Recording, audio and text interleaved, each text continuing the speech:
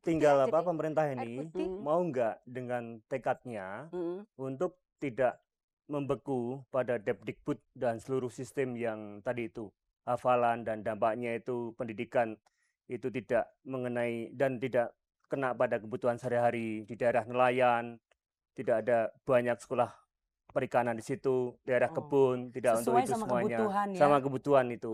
Ya. Nah, sekarang kalau itu bisa dibuat dan digarap serius,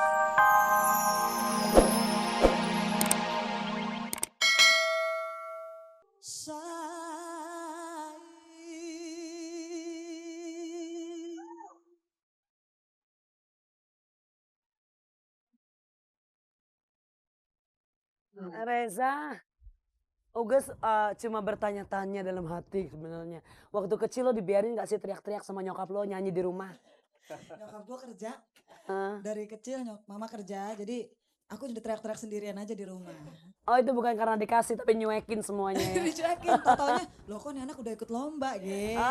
Oke loh, pantesan. Bagus juga kan, bener berarti kalau dikasih kesempatan, Bener. minat dikembangin, Pokoknya- jadilah seorang Reza. Mandiri deh ceritanya. Alright, ya makasih ya saya. Sama-sama guys. Oke, moga-moga pemirsa di rumah nggak pusing dengar suaranya Uges yang membesar hari ini. Tapi nggak apa, kita terusin ngobrolnya ya. Oke, Uges jadi kepikiran sama ibu-ibu yang bekerja. Terus sekarang karena apalagi di Jakarta, ibu-ibu bekerja, anaknya makin kecil, makin cepat disekolahin kayaknya makin canggih. Sekarang ada namanya baby class, umur 6 bulan dari sekolahin.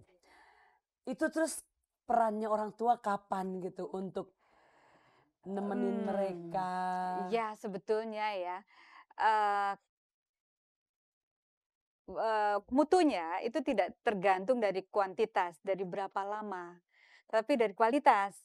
Kalau seorang ibu kerja, tetapi dia menyempatkan diri pada waktu-waktu yang tepat untuk anaknya, saya kira anak tidak akan kehilangan golden period untuk berhubungan ya sebagai manusia.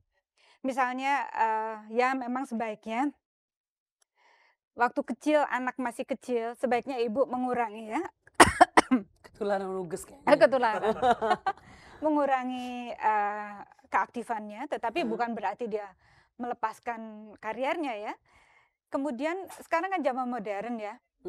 Ada mesin cuci, ada apa namanya, ada microwave, ada segala macam, begitu mudahnya untuk menyediakan segala macam kebutuhan untuk rumah tangga. Sehingga yang penting di sini pendidikan anak, hubungan manusia antara ibu dan anak, kemudian pendidikan sejak kecil kepada bayi, itu bisa dilaksanakan walaupun ibunya mungkin bekerja. Tetapi dia menyempatkan pada saat-saat yang tepat untuk tetap ada personal touch ya. Berarti lebih efektif daripada ibunya seharian di rumah tapi nggak Tapi nggak ngapa-ngapain. ada. Atau dia bekerja, dia tidak bekerja, tetapi dia tidak pernah berhubungan dengan anaknya, malah dia pergi arisan lah, pergi shopping dan sebagainya. Ini diingetin nih kayaknya buat ibu-ibu kalau kebetulan nonton. Sekarang jangan lihat deh, saya sih ibu rumah tangga, saya diam di rumah nih. Biar anak-anak senang semuanya ada di rumah. Tapi nggak ngapa-ngapain. Lebih baik ibu sibuk tapi punya golden moment sama anak-anaknya, punya waktu-waktu yang berharga sekali. Ya Mas, kenapa ngerangkak-rangkak di situ sayang? Oh iya, oke, Ugus udah diingetin. Sebenarnya ada pertanyaan lagi Mas, tapi ini kita akan berikan kesempatan sama pemirsa di rumah kalau mau ikutan ngobrol. Sementara krunya Angin Malam dengan semangatnya pengen ngerangkak-rangkak kasih tau Ugus. Nomor teleponnya sekarang ganti. Jadi untuk Anda yang di Jabotabek, teleponnya jadi 391.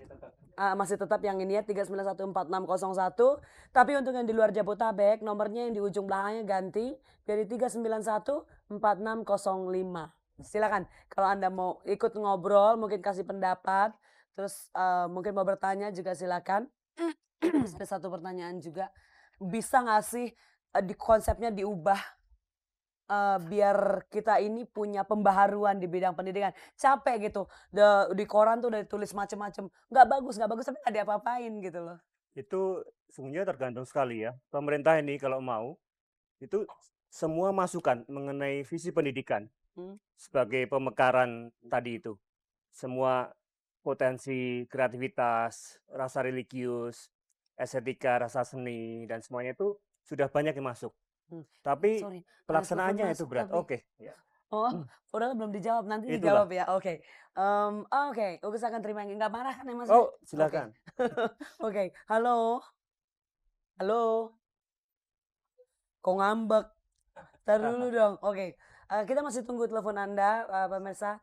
Kalau mau ikutan ngobrol kita lanjutin dong yang sampai. Iya, jadi tinggal apa pemerintah ini mau nggak dengan tekadnya untuk tidak membeku pada Depdikbud dan seluruh sistem yang tadi itu hafalan dan dampaknya itu pendidikan itu tidak mengenai dan tidak kena pada kebutuhan sehari-hari di daerah nelayan, tidak ada banyak sekolah perikanan di situ, daerah kebun, tidak untuk Sesuai itu sama semuanya, kebutuhan ya. sama kebutuhan itu. Ya. Nah sekarang kalau itu bisa dibuat dan digarap serius, ini semua pakar sudah banyak loh itu. Hanya sekarang dalam pelaksanaan yang konkret untuk mulai tidak hanya birokrasi yang diubah, tapi juga coba sekarang ini yang paling menentukan itu kan guru-guru. Tapi coba perhatian dan sekolah pendidikan guru kan ditaruh pada taraf yang paling bawah. Ini coba masa depan generasi kita kan. Bener. Padahal sungguhnya guru ini yang nomor 1 dan guru masuk tuh itu. Iya bener ya. Seperti di Jepang ngajar TK profesor ya. Itulah. Ya oke, halo. Iya, dengan siapa Ibu? Dari Yanti. Boleh lebih keras sedikit? Halo, Iya, dari Yanti Ibu Yanti di mana? di Malang. Di Malang. Iya, Ibu Yanti, iya. Selamat Halo? malam. Selamat malam Bu boleh lebih Luges. keras? Ini sebenarnya Ugus yang nggak denger apa suaranya nggak keras? Nggak Oh kedengeran. ya, oke. Silakan. Mau memberikan pendapat atau bertanya barangkali? Saya mau tanya. Mm-mm. Saya mau tanya soal ini loh, apa? Tadi kan Bu Ati bilang yang penting ada golden moment ya. Iya. Gimana sih menciptakannya itu? Halo. Halo? Yang penting adalah golden moment. Iya, terus Pertanyaannya? bagaimana menciptakan golden moment Oh, itu? bagaimana menciptakan golden moment? Oke, Mbak Ya, Yanti, terima soalnya kan kasih. kalau menurut saya ya, Hmm. kalau kita jarang ketemu, misalnya kita kerja, kan pulang tinggal capeknya, gitu loh. Terus kapan kita akan membuat golden moment itu dengan anak-anak gitu loh. Oke. Baik Mbak Yanti, terima kasih. Iya, sama-sama. Oke. Ya, Pertanyaannya bagus nih. terima kasih banyak.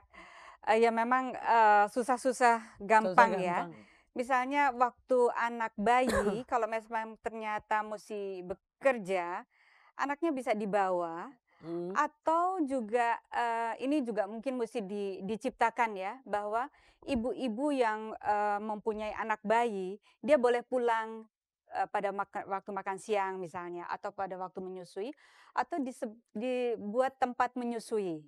Ya, Di kantor. di kantor itu sebetulnya mesti suatu keharusan, atau kalau udah mulai besar ada TPA. Nah, jadi ibu jangan kalau bekerja jangan capek-capek, pulang ke rumah bermain dengan anak-anak, dengan anak ya, kemudian ngobrol sedikit walaupun bayinya belum bisa bicara, ngobrol, dia cerita ibu tadi bekerja ini dan sebagainya, kamu tadi ngapain dan sebagainya. Dan nggak usah Mungkin lama-lama. nggak usah lama-lama, tetapi itu begitu datang dia harus mencari anaknya dulu. Jadi dia merasa kalau anaknya si bayi itu mendengar ada suaranya ibu tapi dia tidak datang, itu juga udah merupakan suatu perasaan neglecting, merasa diabaikan. Nah itu apalagi kalau misalnya anaknya udah mulai besar. Nah sekarang kan ibu kalau bekerja tentu ada nilai tambah kan, punya uang kan, ada teleponlah sebanyak Golden moment sesering bisa juga mungkin dengan telepon. dengan telepon. Yang penting ada kontak. Oh, yang terpenting kontaknya Kontak ya. dan menyenangkan gitu bagi kedua belah pihak. Oke. Oke, ini harus dilanjutin lagi nih Mbak Ati. Oke, halo. Ya. Halo. Halo. Iya, selamat malam. Malam, sama Mbak Uges ya? Iya, dengan siapa ini? Dengan Ibu Siti Fauzia.